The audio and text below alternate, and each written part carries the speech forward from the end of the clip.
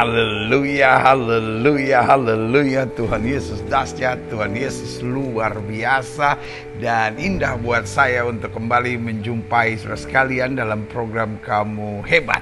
Nah, saudara yang kasih dalam Tuhan, hari ini saya sedang mau menanggapi kritik, serangan, lalu pertanyaan serta berbagai persoalan. Ya kan, khususnya tentang satu pribadi yang mungkin hari-hari ini sedang sangat populer di kasusnya di Jakarta ini dan mungkin seluruh Indonesia ya, di berita-berita ada di mana-mana ya kan, yaitu John Kay. Ya kan, ada yang berkata, aduh kasihan ya John Kay. Ada yang berkata, aduh gimana keluarganya, aduh kita doakan John Kay. Ada yang bilang lagi, aduh mudah-mudahan Bung John Kay tidak terbukti bersalah. Lalu ada yang sangat keras lalu berkata, wah berarti palsu selama ini. Wah pendeta kejebak, pendeta apaan itu? Kok gak punya discerning of spirit, gak punya membedakan roh, bahwa pendeta tertipu segala macam. Saudaraku yang kasih dalam Tuhan, itulah Republik 62. Gak apa-apa, santai-santai aja. Lalu sudah mungkin yang normal, ya kan? Jadi yang lain abnormal, enggak juga, ya kan? Tapi bahasa saya bilang yang normal, ya kan?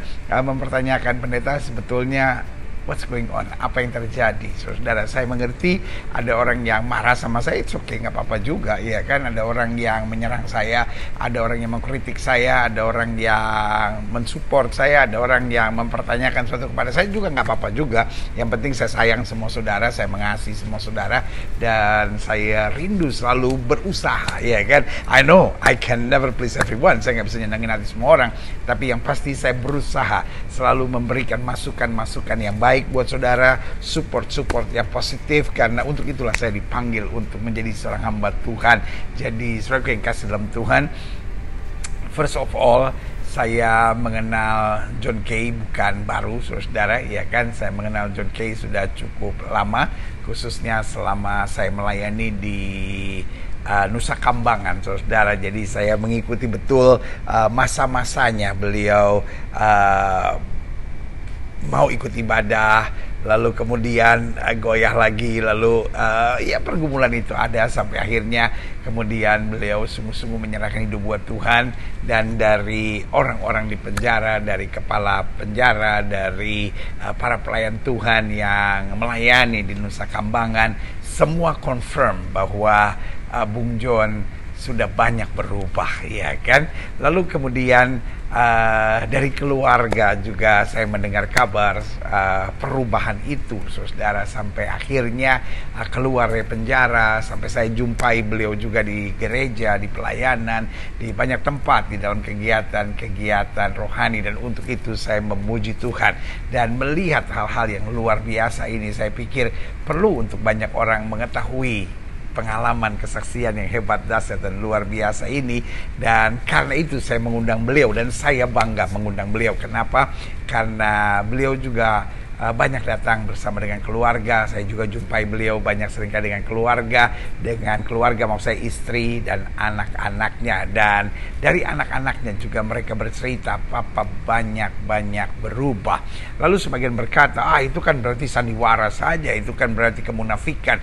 Saudara yang kasih dalam Tuhan, tugas saya bukan untuk menghakimi, tugas saya untuk mendoakan, karena Alkitab mengajar kepada kita, janganlah kamu menghakimi. Dan saya tidak berhak untuk menghakimi pertobatan seseorang. Tapi kalau sudah mau tanya saya akan berkata, sungguh saya menjadi saksi, saya bersama beliau dalam beberapa kegiatan di penjara di Nusa Kambangan waktu itu, dan saya lihat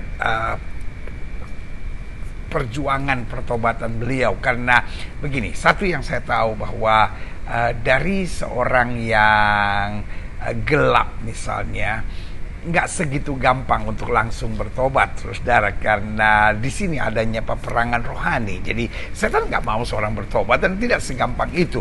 Perjuangan pertobatan itu kadangkala sangat berat, karena iblis pada dasarnya mencuri, membunuh dan membinasakan. Dia mau mencuri perhatian kita, dia mau membunuh iman kita, ya kan. Curi, membunuh, akhirnya membinasakan hidup kita, saudara, ya kan. Nah begitu juga dengan Bung John, ya kan. Dalam pengalaman pengalaman perjuangannya tidak gampang, saudara, untuk meninggalkan dunia gelap, saudara. Kenapa? Karena beliau juga punya tanggung jawab dengan kelompoknya, saudara. Jadi karena itu mungkin ini yang menjadi salah satu penyebab sulitnya jatuh bangunnya pelayanannya, atau jatuh bangunnya pertobatannya, jatuh bangunnya perjalanan dengan Tuhan. Tetapi yang pasti Tuhan melihat hati. Siapa kita sampai menghakimi? Ada seorang wanita tertangkap basah berbuat zina, diseret di depan Yesus. Saudara yang kasih dalam Tuhan, do you know? Ya kan, Yesus bela perempuan ini, ya kan, wanita yang tertangkap basah berbuat zina, saudara. Yesus nggak bilang, wah kamu perempuan najis, saudara. Jadi saudara kayak kasih dalam Tuhan, kalau kita bilang anak Tuhan, maka kita adalah seorang yang mensupport untuk sebuah pertobatan. Nah, saudara kayak kasih dalam Tuhan, apa yang saya lihat kemudian, saya lihat ada banyak perjuangan ini yang kemudian berakhir dengan kemajuan demi kemajuan, ya kan. Ada goyang lalu bangkit lagi, goyang bangkit lagi, goyang bangkit lagi, sampai akhirnya beliau keluar tanggal 26 Desember kemarin. Dan kita melihat, dan dari kesaksian keluarga, dari kesaksian orang yang berada dekat dengan beliau, ada banyak perubahannya. Apakah beliau sempurna? Apakah beliau langsung jadi hamba Tuhan yang luar biasa? Saudara yang kasih dalam Tuhan, saya percaya ini adalah sebuah proses. Jadi ketika seorang mau ke Bandung, itu nggak bisa kayak jin yang cuman pling, ya kan, sampai, saudara. Saya ingat film tahun berapa tuh, 70-an kali, I Dream of Jeannie, ya kan, ting, ya kan, sampai, ya kan. Dan sebagai kasih dalam Tuhan, saya percaya pertobatan adalah sebuah proses perjalanan panjang. Nah, lalu kemudian dalam masa-masa ini ada goncangan yang terjadi. Satu yang saya mengerti tentang hukum, walaupun saya bukan orang hukum, tapi saya suka dengar-dengar kalau para pengacara ngomong atau polisi ngomong, ada namanya azas praduga tak bersalah. Seorang tidak boleh dihakimi hanya karena apa yang terjadi hari-hari ini. Harus tunggu keputusan pengadilan, baru pengadilanlah yang memutuskan seorang itu bersalah tidak. Jadi yang pertama, kalau hukum dunia saja mengenal asas praduga tak bersalah. Jadi yang pertama yang harus kita belajar adalah biarkan hukum dulu, ya kan. Sebelum kita berkata, wah Bung John salah, Bung John salah. Yang pertama, biarkan hukum dulu. Lalu yang kedua yang harus kita buat adalah kita mendoakan, saudara. Kita mendoakan. Kenapa? Karena seorang dari gelap menuju pada terang, saudara, perjalanannya pasti berat. Iblis nggak mau lepaskan begitu saja. Nah, saudara yang kasih dalam Tuhan, kalaupun terbukti beliau bersalah, kita berdoa mudah-mudahan memang ini hanya sebuah goncangan yang ada buat beliau. Tapi kalaupun ternyata beliau terbukti bersalah, saudara yang kasih dalam Tuhan, buat saya, kita nggak usah utik pertobatannya, ya kan. Itu hanya goncangnya atau keplesetnya seseorang di masa-masa perjalanannya, perjuangannya untuk menuju pertobatan. Mungkin sudah berkata, ya tapi keplesetnya parah. Ya, orang kepleset bisa juga sampai kepala pecah kan bisa. Orang kepleset sampai patah tangan kan bisa. Orang kepleset sampai pinggul goyang kan bisa, saudara. Jadi karena itu marilah kita melihat kehidupan ini sebagai perjuangan bersama. Kalau kita lihat ada saudara kita yang jatuh misalnya, kan nggak perlu kita hakimi, saudara, ya kan. Dan saya tetap mengendorse dan saya tetap memberi support kepada Bung John Kay. Saya yakin pertobatannya adalah pertobatan yang sungguh-sungguh. Beliau sungguh-sungguh, karena bahkan dalam berbicara juga, waktu saya bicara tentang keluarga, beliau menangis, meneteskan air mata. Dan saya berani katakan itu bukan air mata sembarangan. Itu air mata yang tumpah karena betul-betul hatinya hancur memikirkan betapa saya selama ini kok jadi ayah yang gak punya waktu buat keluarga, dan sibuk dengan di luar, sibuk dengan urusan saya sendiri. Lalu kemudian peristiwa ini terjadi dan akhirnya Tuhan mempertemukan dan memulihkan saya kembali dengan keluarga.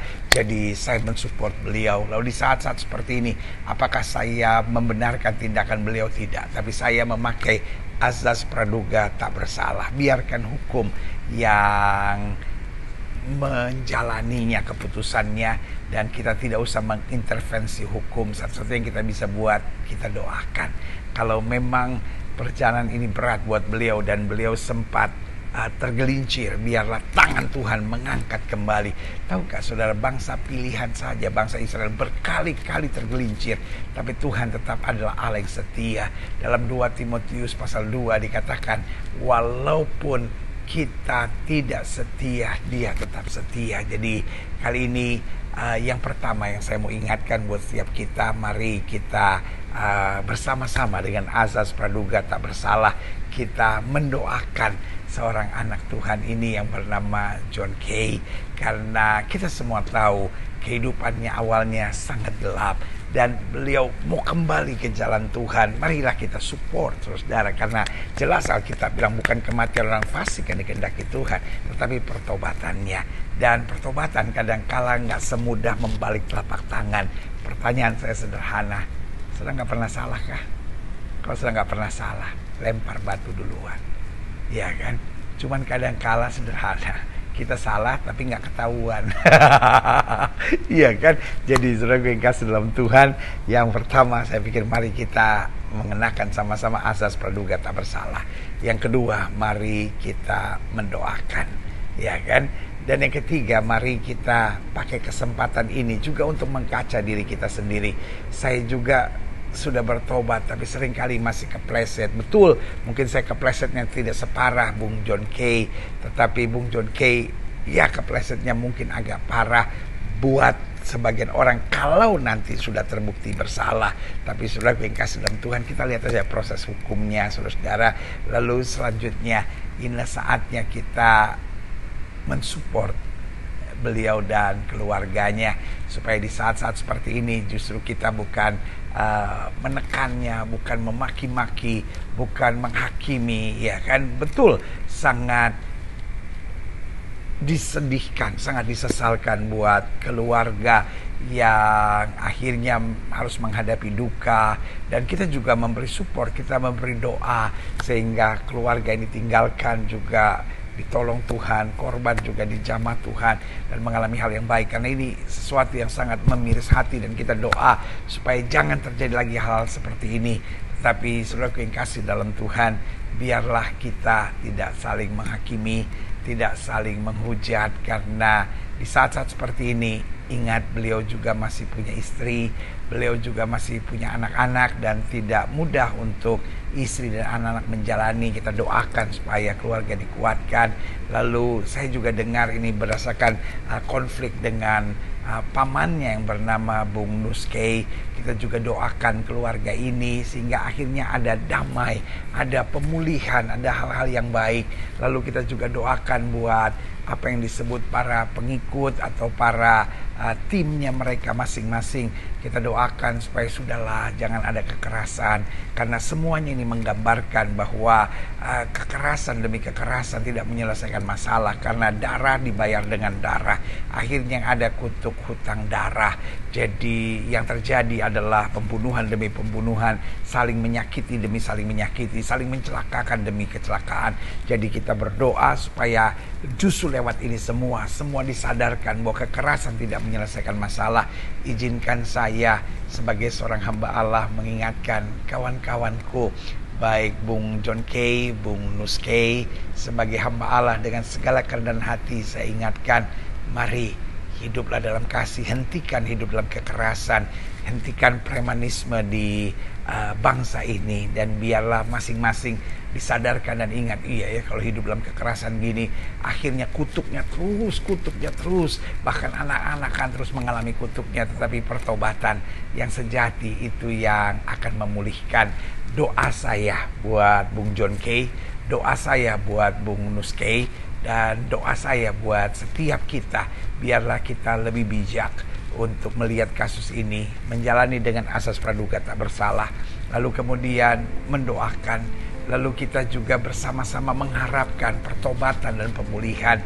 Dan pada saat yang bersamaan kita juga doa buat istri, buat anak-anaknya, buat orang-orang yang dekat dengan beliau, supaya ada hal-hal yang baik terjadi. Dan tidak lupa kita juga berdoa buat polisi sehingga mengambil keputusan seadil-adilnya. Kemudian kita berdoa buat jaksa, kita berdoa buat hakim, penegak hukum ini, sehingga betul-betul hal yang terbenar terjadi. Yang benar harus benar, yang salah harus menjadi hukumannya. Tetapi apapun yang terjadi, kita harapkan Tuhan turut bekerja dalam segala perkara untuk mendatangkan kebaikan. Saudara yang kasih dalam Tuhan, kasus ini memang sangat menyakitkan, tetapi support kita, doa kita, dan permohonan kita kepada Tuhan untuk memulihkan segala sesuatunya itu jauh lebih baik. Biarlah kita berdoa bersama. Yang pertama, ada keadilan dan kebenaran. Yang kedua, kita berdoa bersama agar ada kekuatan dan pemulihan. Dan yang ketiga yang kita doakan adalah pertobatan yang sejati, sehingga sungguh lewat semuanya ini keluarga Bung John Kay dan Bung Nus Kay justru akan dipulihkan kembali, dan semua tim ini akan disadarkan kembali untuk tidak lagi menjalankan premanisme di bangsa ini, tidak lagi ada kekerasan di bangsa ini, tetapi yang ada pemulihan dan kasih. Salam saya, seorang hamba Tuhan yang mengasihi saudara-saudara sekalian, yaitu Gilbert Tumoindang, dan doa saya supaya ada hal-hal yang baik. Bung John Kay, Tuhan Yesus menjamah, menguatkan, dan terus membuat jalan Bung lurus senantiasa, dan keluarga, istri, anak-anak biarlah senantiasa memandang Tuhan. Apapun yang terjadi, Tuhan Yesus tak baik. Dan buat Bung Nus Kay, biarlah ada pemulihan, ada pengampunan, ada kasih, dan juga buat yang terluka, dan buat persoalan-persoalan ini ada damai sejahtera dan ada pemulihan kasih, sehingga akhirnya ada kedamaian dan damai sejahtera. Salam saya, dan mengingatkan kamu sekalian, kamu hebat. Haleluya.